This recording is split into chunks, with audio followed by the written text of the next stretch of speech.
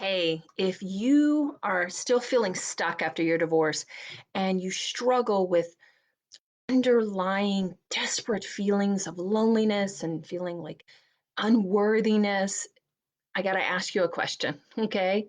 Were you lonely during your marriage? Because for me, that was really the was recognizing that my loneliness had been with me for as long as I could remember.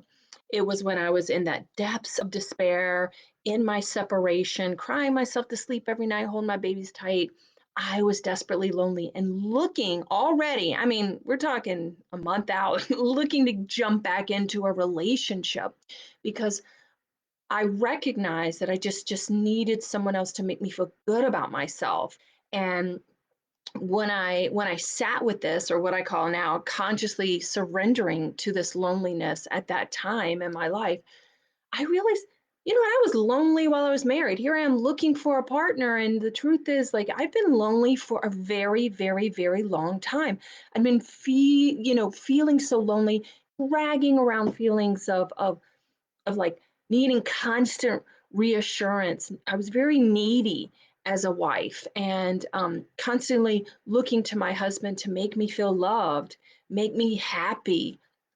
And here I was, post divorce, still lonely, still looking for someone else to make me feel good about myself.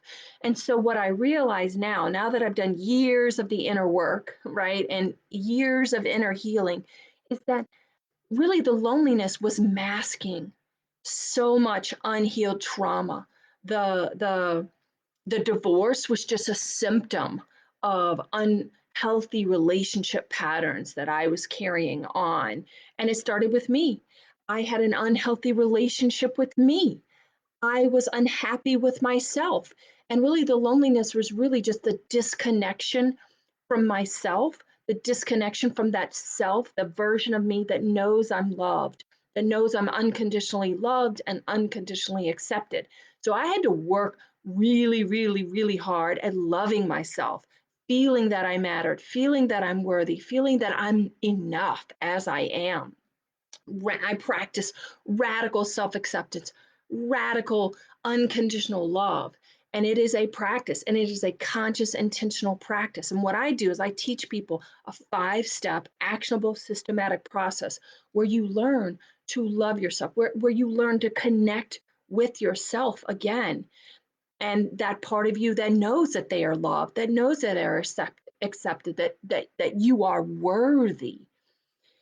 And you're not looking to external relationships to make you feel loved, to make you feel worthy, or external, validation. I see it with so many people. They look to their careers to make them feel like they're good enough, to look to other relationships to know that they're good enough. And God forbid you get judged by someone, that you get criticized by your ex or criticized by someone, or think that someone not think that you're nice, or someone think that you're not doing good enough, right? Then it just sends you into a spiral. And I learned how to let go of that inner chaos, all that negative feelings that surrounded me. And again, it was using a multi-modality approach and using intentional, actionable steps to finally love myself, to know that I am worthy of love. And then once I created that healthy relationship with myself and learned to love myself unconditionally, then I could create really healthy relationships with those around me, with my partner, with my children, even with my ex and his wife. How do you think we do this co-parenting thing so great? It starts with you. It starts with me, right? It started with me creating a good relationship with myself, feeling whole with myself. Then I can start creating healthy relationships with everyone around me, regardless of whether that person's a healthy person or not.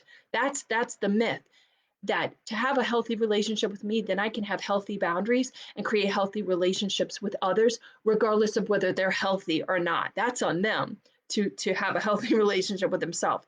But I'm going to have a healthy relationship with everyone around me because I love myself. I'm going to create healthy boundaries with myself because I know that I'm lovable, I'm worthy, I matter. So I can have healthy boundaries and I don't need your judgment. I don't need your approval. I live my life for me. And I think that everybody can have this, but it begins with doing intentional, actionable work. Now, we're going to dive deep into that. I have a training coming up. So if you want that free resource, just DM No More Loneliness, and I'm going to get you that information. But look, it starts with you. How do you have great relationships? Start by creating a healthy relationship with yourself. And you know what? It takes work, it takes intentional actionable work, and it's a process, and you're worth it. I'm here to tell you, you are worth it.